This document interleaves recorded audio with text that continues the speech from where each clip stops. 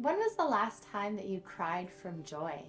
It was a bit of a weird scenario, but a friend of mine had passed away and I never got to say goodbye and I didn't really get to process it. I don't know, there was something that I kind of just needed a sign from. We have the same tattoo. It's of the Big Dipper, but anytime I saw that, it would make me think of her. This night, I guess I just wanted a sign that she knew I was thinking of her. It was the night, I think, of the full moon, and it was really low over the city when we were driving home. And then just at that moment, I saw the moon and it was huge. And then fireworks erupted right by it. That was, I think, a moment that I had a bit of joy, because even in such a sad situation, it was like I got a message. So yeah, I think that was the time. What is your biggest battle right now? Trying to live authentically, know that where I am in life is okay. It's something I've worked on for a long time, and there's a reason that I moved to Canada. Maybe didn't realize at the time as much. In the UK, definitely where I was at in life didn't really fit the societal standards that we were brought up with.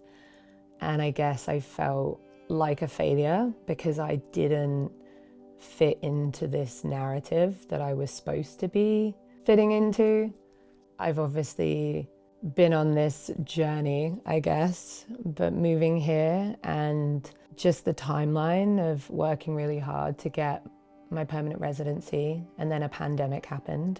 Essentially, years went by and I'm still not in the place that stereotypically is acceptable for a woman of my age. So I've been working really hard to be at peace and be present for the first time and just not worry about what I haven't achieved yet or what my future's gonna look like. So I feel like I'm so much further along in that, but there are still days where you get the imposter syndrome and worry about where you fit in this weird world. And I suppose for me, my biggest battle is just showing up and trusting the process, being okay with who I am and where I am today. That would probably be it. What's the most painful thing anyone's ever said to you, and does it stick with you still?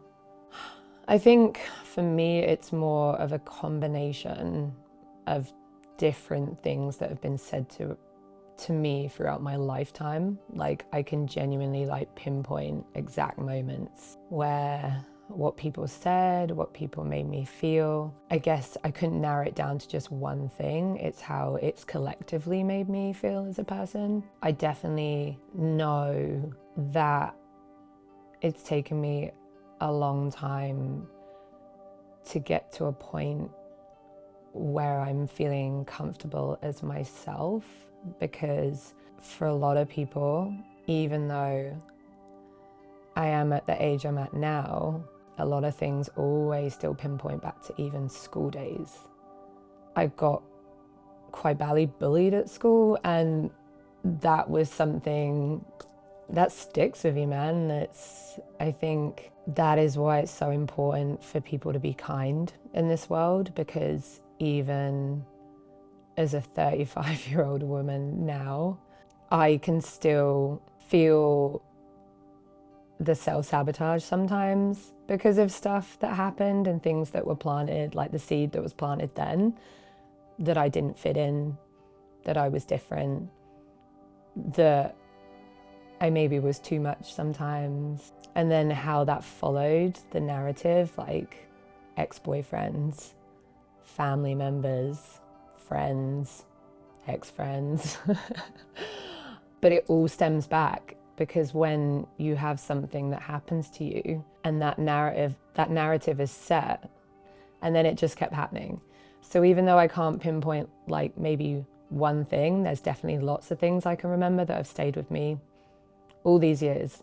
whether it be things said in the moment or things that were said to me by ex-partners. That has still stayed with me from when I was a kid, because you just end up believing it. So it's taken a lot of time to unpack that and just be who I am and not worry about what people think about me. Yeah, it's crazy that that happened a long time ago, but those thoughts and feelings about yourself, they still come up even when you're an adult. What was the hardest decision that you've ever had to make? Introducing boundaries. And I only learned what that really meant about a year and a half ago. So that's pretty wild. My therapist had basically suggested I put some boundaries up, and then quickly realized that I'd never set one in my life. My nature is that I don't do it for anything, but I was always so available to people, and it was often detrimental to my mental health.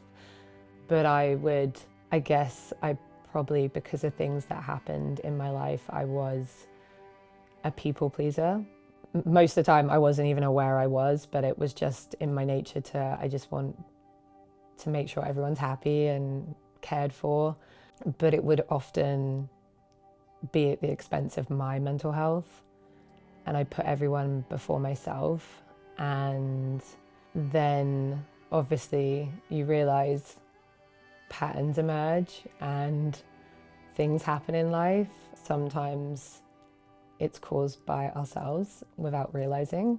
Yeah, I was introduced to boundaries, and that didn't come natural to me. That was something that was really tough, and I had to set boundaries with people, some people that are very close to me, and that was extremely hard. And I know that some of them haven't been taken well because of the nature of how I live my life and who I show up to be. It sometimes felt a bit foreign.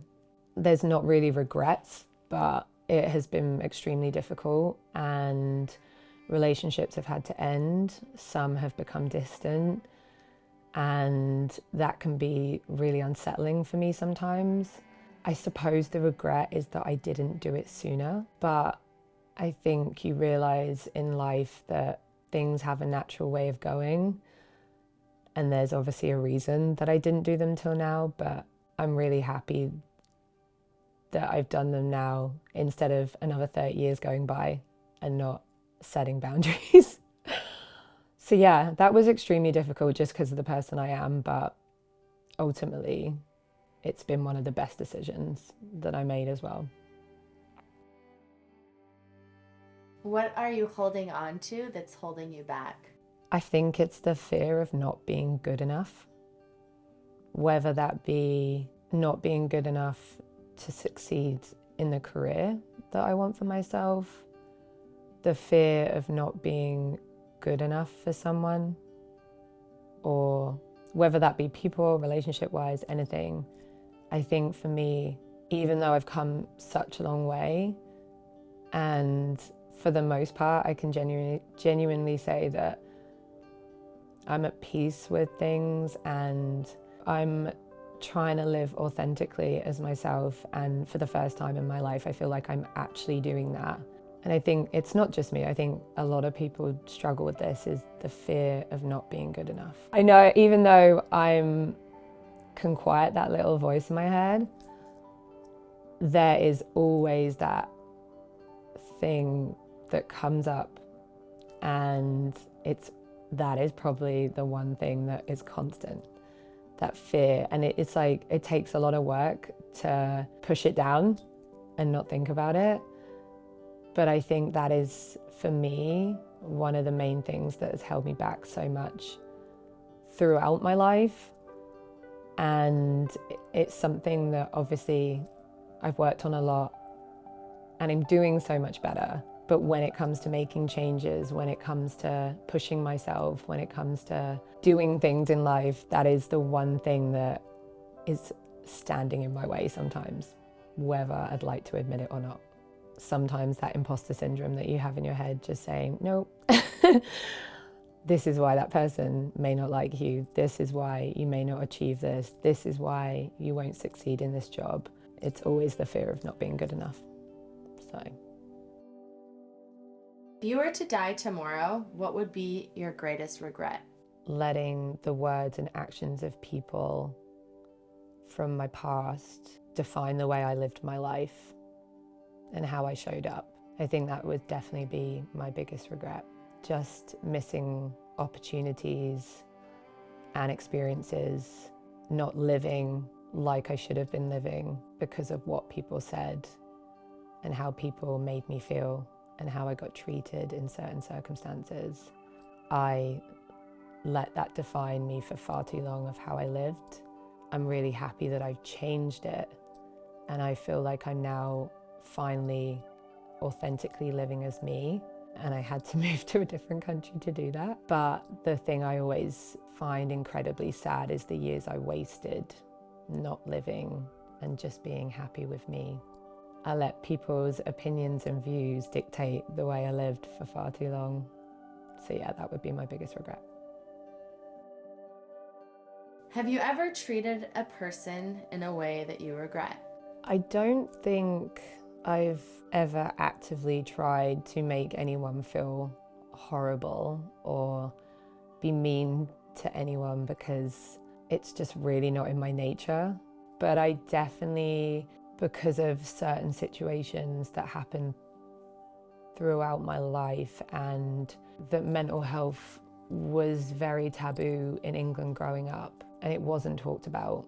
It was kind of seen that you were damaged goods if you even admitted to having any kind of mental health problem, even though I wasn't actively trying to be an arsehole to anyone.